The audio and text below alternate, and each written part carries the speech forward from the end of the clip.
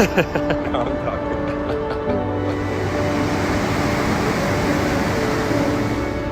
the day. Shoot for Tofino watches. So fun. 3. This is the 4th time we've tried to record this video. It's gonna be good.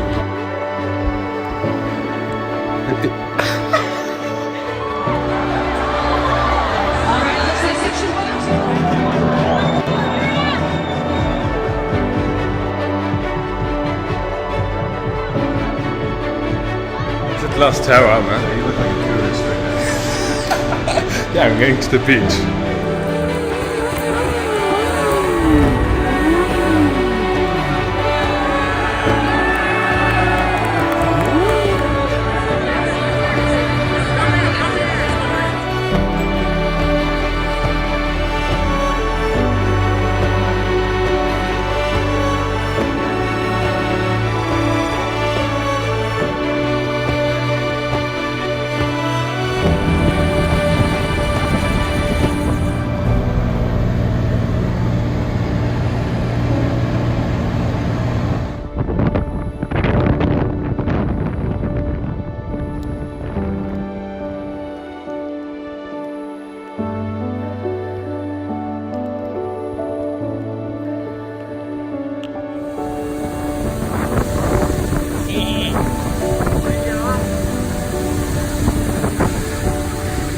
Bon, c'est parti pour un nouveau vlog. Cette fois-ci, je vais vous raconter mon voyage au Canada. Pourquoi est-ce que j'ai décidé d'aller à Toronto?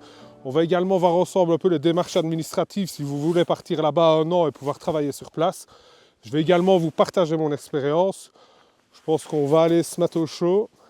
Alors, on va commencer par là. Pourquoi est-ce que j'ai décidé de partir au Canada? Donc moi, en fait, à la base, je suis électromécanicien. Avant, je travaillais dans une société spécialisée dans le milieu ophtalmique. Et mon job consistait à partir 180 jours l'année, plus ou moins, à l'étranger, pour faire des maintenances, installations, dépannage de machines. J'étais pas vraiment passionné par ça. Et en fait, après journée, vu que j'étais à l'étranger, je faisais un peu des photos de mes voyages, vu qu'on visitait, quand on avait le temps, on visitait les endroits où on allait.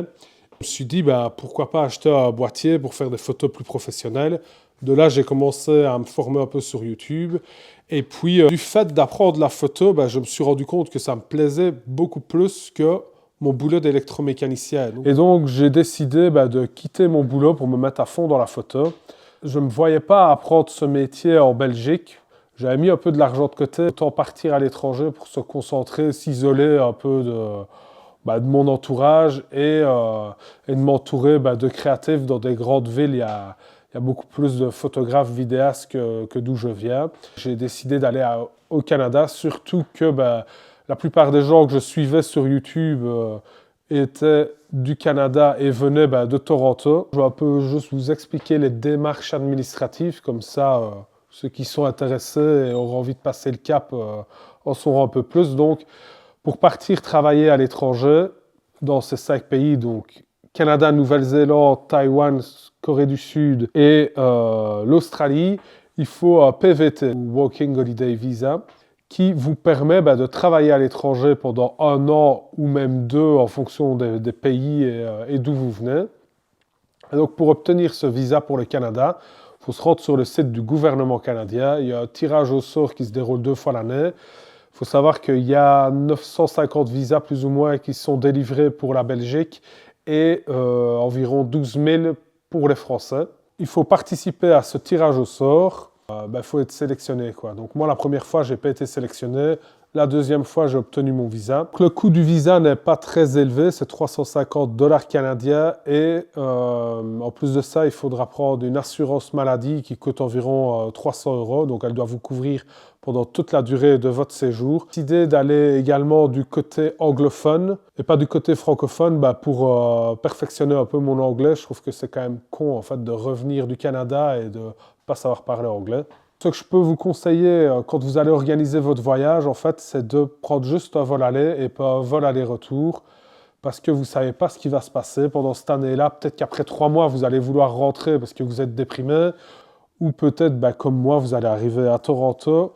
Ensuite, vous allez déménager à Vancouver parce que vous allez un peu voyager autour du pays et vous allez repartir d'une autre ville. Donc, ça, c'est un peu con de perdre son billet retour. Une fois mon billet d'avion booké, en fait, j'ai pris un Airbnb pour 1 mois.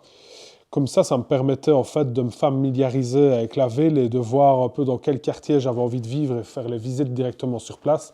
Il y en a qui le font aussi en visio avant de partir. Maintenant, moi, je préfère de rencontrer les gens en personne. Ce que j'ai fait aussi avant de partir, c'est de contacter directement des gens sur Instagram. Moi, j'ai contacté des photographes qui étaient basés à Toronto. Comme ça, je m'informais un peu sur la ville et également, j'essayais d'avoir un peu des connaissances sur place pour pas me retrouver tout seul une fois là-bas. Une fois arrivé au Canada, j'avoue que je me suis quand même dit « Putain !» Le premier jour, en me réveillant dans cet Airbnb, je me suis dit « Qu'est-ce que tu fous? Pourquoi est-ce que tu as quitté ton boulot ?» Mais directement, l'heure après, je me suis dit « Allez, va au sport, bouge ton cul, va explorer la ville et ça va aller. » C'est juste le premier jour, il faut que ça passe. J'ai été donc faire la paperasse. Il faut aller à l'ambassade canadienne pour récolter votre numéro NAS qui vous permet de travailler. J'ai été ouvrir un compte bancaire et j'ai été chercher une carte de téléphone. Ensuite, dans la même journée, le premier jour, j'ai rencontré Sean, un autre photographe. Alors, il y a également des groupes Facebook où il y a beaucoup de rencontres qui se font avec des Belges et des Français qui sont sur place. Moi, je ne l'ai pas fait parce que je préférais ne pas être avec des gens d'où je viens, malgré que j'ai quand même rencontré des Belges avec qui on s'est très bien entendu, mais j'ai préféré rencontrer des locaux. Alors moi, ce que je faisais, pour rencontrer du monde, j'allais donc en boîte de nuit, en bar, Corona Tequila. Je m'explosais un peu et ça me permettait de rencontrer pas mal de monde. Une fois bien installé, il a fallu un peu prospecter pour trouver du travail. Donc, ce que j'ai essayé, c'est de faire du porte-à-porte. Je proposais des shootings à 50 €.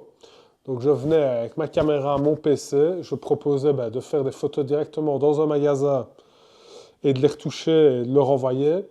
Mais j'ai fait ça 2 jours et je crois que j'ai eu un client, donc j'ai vite abandonné. En fait, j'ai trouvé du boulot en allant sur un site, ça s'appelle Kijiji. Donc, vous pouvez mettre une annonce dans n'importe quel milieu. Vous vous présentez, vous mettez en gros votre CV en ligne et de là, les gens vous contactent. Donc, en tant que photographe, vu que mes prix étaient quand même attractifs, vu que je commençais, j'ai quand même vêtu des petites demandes à droite à gauche qui me permettaient de gagner, on va dire, entre 1 000 et 2 000 € par mois. Et là, j'ai quand même été assez vite mis sur des petits événements. J'ai travaillé avec une agence qui faisait que des mariages. Et puis j'ai travaillé également en boîte de nuit. Ce n'était pas ce que je préférais, mais ça permettait de rencontrer du monde. Et ce qui était un peu chaud, c'est que quand tu es photographe de boîte de nuit, tu termines à 3 h du mat, tu rentres, tu dois retoucher directement les photos. Comme ça, ils peuvent les poster à 9 h du matin. J'ai eu également l'opportunité de partir à Miami pendant que j'étais à Toronto. Donc en fait, j'ai vu une Rolls-Royce passer. Je suis passé avec ma caméra, j'ai fait quelques photos. Le gars s'est arrêté, j'ai parlé avec lui. De là, j'ai fait un shooting photo de sa voiture. Et puis, lui partait à Miami pour le boulot. Et il m'a proposé de partir avec lui. Donc on s'est tapé Toronto-Miami en Tesla, pas en Rolls-Royce. C'était vachement moins sympa. Donc j'ai alterné pas mal de petits boulots. C'était un peu compliqué dans le sens où j'avais pas de voiture. Donc quand j'avais des contrats en photo, il fallait parfois que je me chope un bus, tram, train pour arriver sur le tournage. Donc pour pas gagner grand-chose, mais j'arrivais quand même un peu à m'en sortir. Malgré tous ces petits tournages, j'ai quand même eu l'opportunité de travailler pour des marques de vêtements et de montres. Et après journée, je faisais pas mal de rencontres. Alors, ce que j'aimais plus faire à Toronto, c'était d'aller faire des photos sur les toits des buildings. Donc, on avait un ami qui connaissait vraiment tous les accès, parce que c'est interdit. Et il savait vraiment comment crocheter la serrure, il savait où se trouver les caméras. Donc, on passait un peu notre vie à faire des photos sur les gratte-ciels, en se mettant le coucher de soleil et en se craquant une petite bière. Et puis, après 7-8 mois à Toronto, en fait, mon meilleur pote sur place, mon colocataire, suite à mes discussions, je lui racontais tout le temps mes histoires en Australie, lui a décidé de partir en Australie, donc j'avais perdu un peu mon binôme et de là, j'avais fait des autres connaissances avec des photographes qui étaient à Vancouver et j'ai eu l'opportunité via cette marque de montre de partir à Vancouver. Ils ont payé mon voyage et je me suis retrouvé de l'autre côté du Canada. L'occasion justement de déménager et de voir un peu une autre partie du pays. Donc je suis arrivé à Vancouver, là c'était un peu plus compliqué dans le sens où j'avais 3-4 connaissances, mais il fallait redémarrer à zéro. Donc se retrouver un logement, arriver à retrouver une clientèle sur place, et c'était un peu la deuxième fois où je redémarrais à zéro. Donc c'était un peu moins cool dans un premier temps. Je suis resté 4 mois à Vancouver, et puis c'était la fin de mon visa, donc il a été temps de rentrer. Alors si je dois comparer Toronto et Vancouver, je dirais que Toronto est une plus grande ville, grand building, on dit que c'est un peu le New York du Canada. Je pense qu'il y a plus d'opportunités. Et concernant Vancouver, j'ai vraiment apprécié le côté nature de la ville où en un quart d'heure, elle est déjà beaucoup plus petite.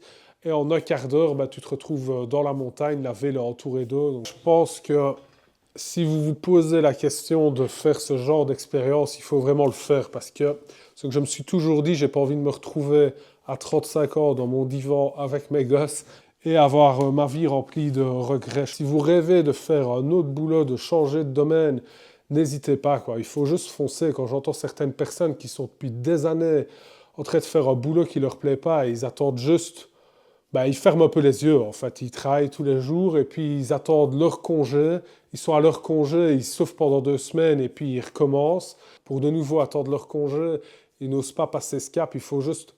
Le temps est quand même précieux, il ne faut pas regretter les choses, se retrouver à 60 ans et se dire « j'aurais quand même rêvé d'une autre carrière ». Il faut être épanoui dans ce qu'on fait. Pareil pour moi, j'aurais dû me lancer bien plus tôt sur YouTube, j'aurais pu documenter tout ce voyage de A à Z, mes expériences, etc. Et voilà, seulement maintenant que je le fais, au final, je me suis dit « fonce Olivier, peu importe ce que les gens vont penser de toi, parce que d'où je viens, c'est pas quelque chose de fréquent d'être quelqu'un qui parle face à une caméra. » Mais je vais peut-être faire 10 vlogs et puis j'arrêterai, mais au final, j'aurai pas de regret de ne pas avoir essayé. Moi, cette expérience m'a apporté beaucoup. Maintenant, ça fait 5 ans que je suis vidéaste. Je pense que si j'étais pas parti là-bas, je ne le serais jamais devenu. Parce qu'en Belgique, j'aurais eu peut-être un peu la flemme d'apprendre plus le métier et que là-bas, j'étais dans l'inconfort et ça m'a forcé justement à évoluer. Donc c'est fini pour aujourd'hui. J'espère que ce vlog concernant mon expérience au Canada vous a plu. N'hésitez pas à me poser des questions si vous en avez, à vous abonner à la chaîne, à laisser un petit like. On se retrouve dans des prochains vlogs. On va sortir du bureau, on va aller plus dans l'action. Allez, à la prochaine. Ciao!